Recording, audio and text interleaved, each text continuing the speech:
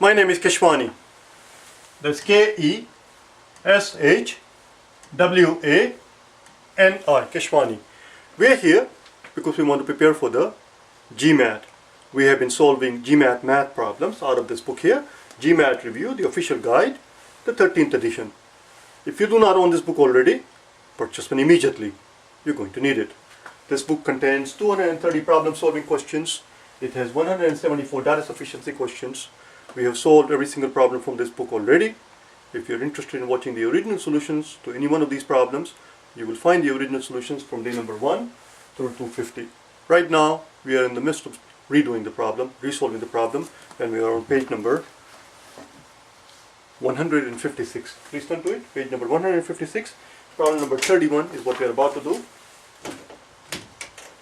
Problem number 31. We are told that we invested $10,000 3 years ago. We were told that the investment was up 10%, the first year, then it was up 5% the second year, and then we were told it was down by 10% the third year. And here are the answer choices: A, B, C, D, and E. 10,350, 10,395, 10,500, 11,500, and 12,705. Now typically we do not write down the question answers on the blackboard, but right now we are writing down the answers on the blackboard for a reason, and the reason is very straightforward. You will see it in a second. We have invested $10,000, and the fact that it was up 10% first time, 5% the next period, and it was down 10%, most people who are looking for sucker's answer, well, they're not looking for sucker answer, but their logic would be, if you're up by 10% and then you're down by 10%, they will assume that these two will wash each other out and will be up for 5%. And that would make this one the classic sucker's answer.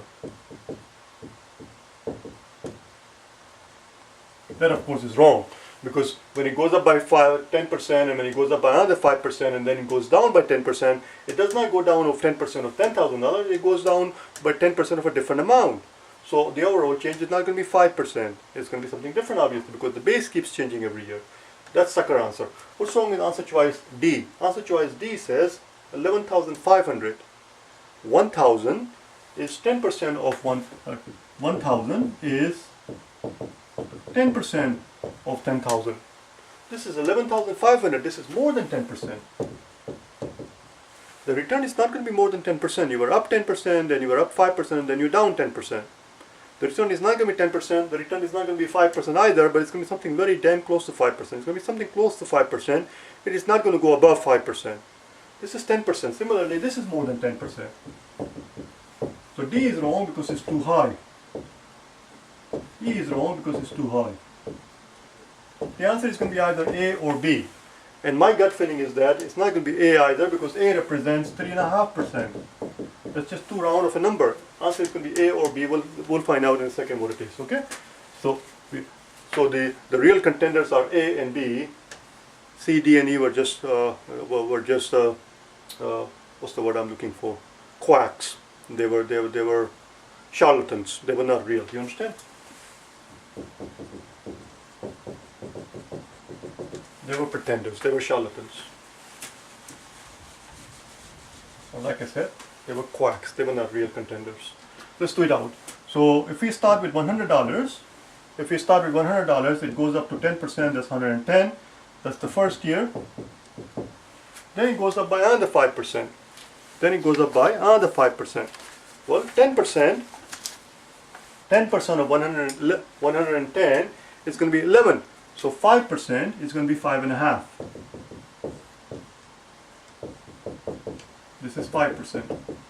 So this is the second year, at the end of second year. So if we started with $100, the fact that they tell us that we invested $10,000, pay no attention to it. Just plug in 100. If we started with $100, at the end of first year we'll have $110. and that $110 goes up by 5%, which is 5.5, so we'll have 1115 half at the end of second year. Now it goes down by 10%. 10% of this amount, $115. Forget this half for a time being. Forget this half for a time being. 10% of $115 is 11.5. Is 11.5. This is approximate. You understand me? Because we are ignoring this half here. So it's basically 115 minus 11 is going to be 104.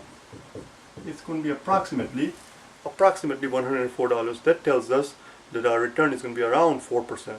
It's going to be approximately 4%. The answer is B. The answer is not A.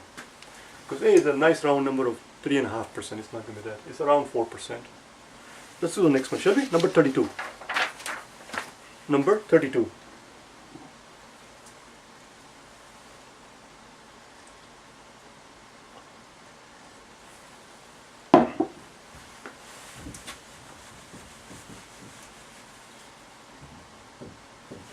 I'm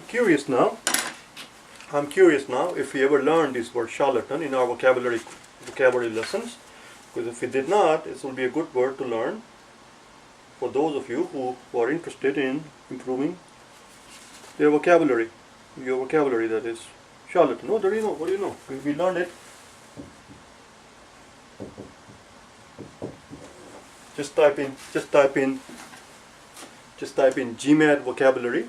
Day 5, GMAT vocab, day 5, and you will learn this word charlatan, a quack, a pretender, an imposter, somebody who's not real, not a real McCoy. C, D, and E were not real McCoys, they were just charlatans. Number 32.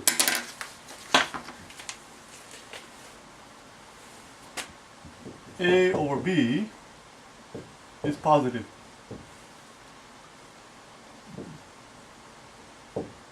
Which must be true. All we are told is that this fraction is positive. Now, when can a fraction be positive? If A over B is positive, there are only two ways when that is possible. One way is that both A and B are positive, in which case this is going to be more than 0. Or another way is that both A and B are negative, in which case this is going to be more than 0. In other words, there are only two possibilities, there are only two possible scenarios. Either both A and B are positive, or both A and B are negative. So it's the only time this fraction is going to be positive, because if one is positive and the other one is negative, the fraction is going to be less than 0. It's going to be a negative quantity. The fact that we are told that it is positive, that tells us that either they are both positive or they are both negative. And the question is, which must be true? Well, the one answer choice out of the 5 that must be true is the one that's going to state that either both of these are positive, or it's going to state that both of these are negative. That's all we're looking for.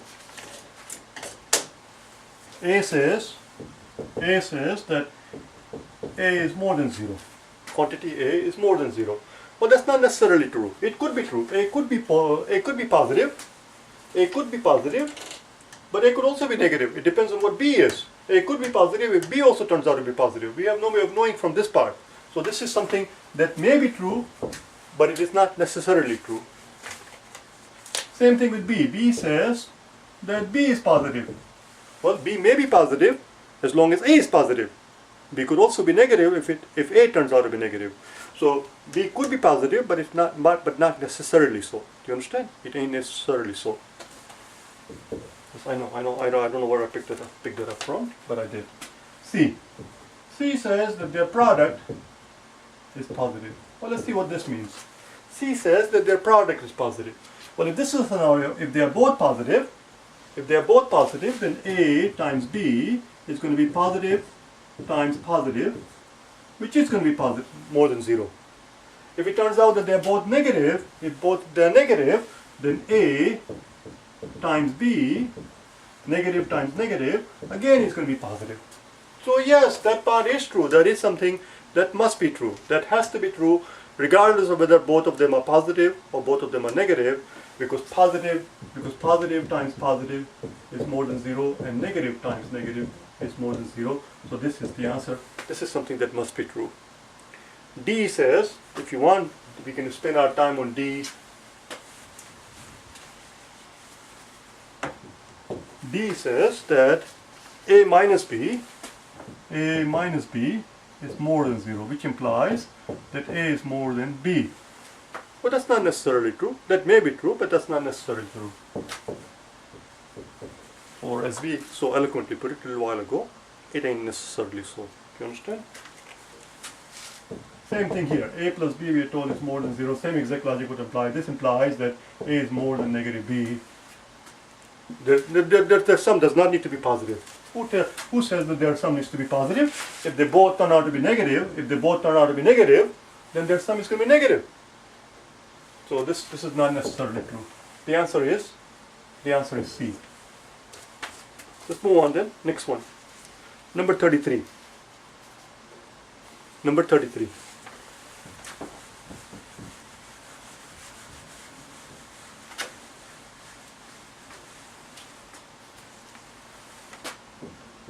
Number 33 says, how many more than 200, how many of them weigh more than 2,500 pounds and give more, again keep notice it has to be more than 22 miles per gallon. 22 gallons, 22 miles per gallon, that is. The only reason why anybody would get this question wrong is sheer sloppiness. Lack of concentration would be the only reason, because there is nothing in it. You just have to take your sweet time and count properly. That's what it is. Take your time and count properly.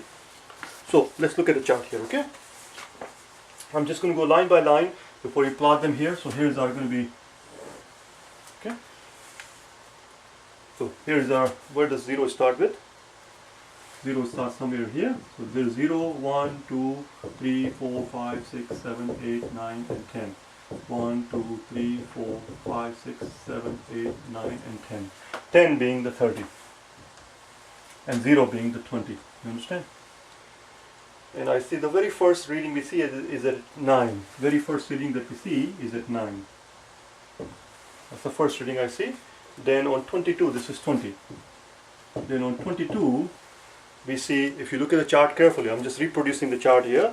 We see 4 reading at 7, 8, 9, and 10. 7, 8, 9, and 10. I'm just going line by line. On 24, I see 5, 6, and 7. On 24, I see 5, 6, and 7. 5, 6, and 7. 26 we see starting from 3, 4, 5, 6, 7, and 8. 3, 4, 5, 6, 7, and 8 on 26. On 26 we see 3, 4, 5, 6, 7, and 8. We are almost done. 28 we see only 3 readings. I see a reading of 2, 3, and 4. 28, 2, 3, and 4. And finally, or not finally, on 30 we see a reading of 1.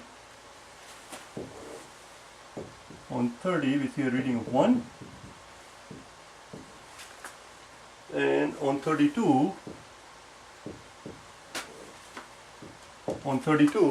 we see 2 more readings of 0 and 1. 0 and 1. That's it. Those are our observations.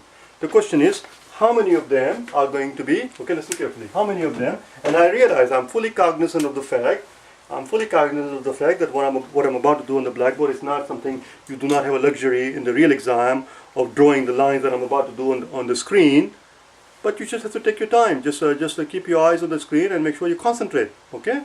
That's all it is. So we're looking for two criteria. First, it has to be more than 2,500. What 2,500? We cannot count 2,500. It has to be more than that, somewhere here. So I'm just going to draw a line here, more than 2,500. This is all more than 2,500. then it has to give us a mileage of more than 22 miles per gallon. More than 22 miles. This is 22, so it has to be above this. This is the area we're looking for. This is the area we're looking for, and we just found them. 1, 2, 3, 4, and 5. There are only 5 observations that do the trick. Only 5 of them. Let's move on then, okay? Next problem. Next problem. Just give me 1 second.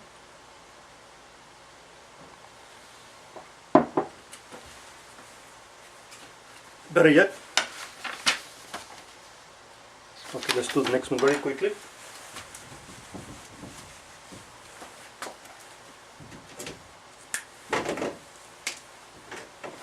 Next problem says, how many minutes does it take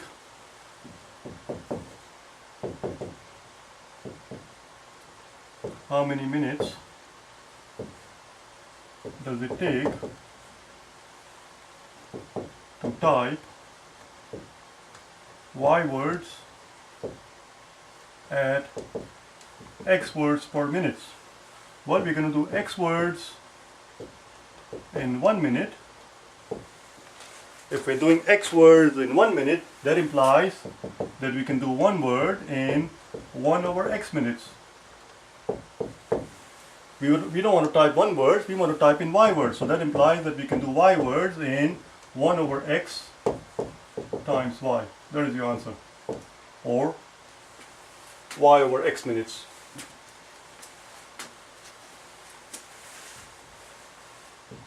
Y over X minutes. That's it. Now if you wanted to, you could actually plug in numbers, but it's not necessary. I think it's quite straightforward and quite simple. I'll see you tomorrow, okay? Bye now.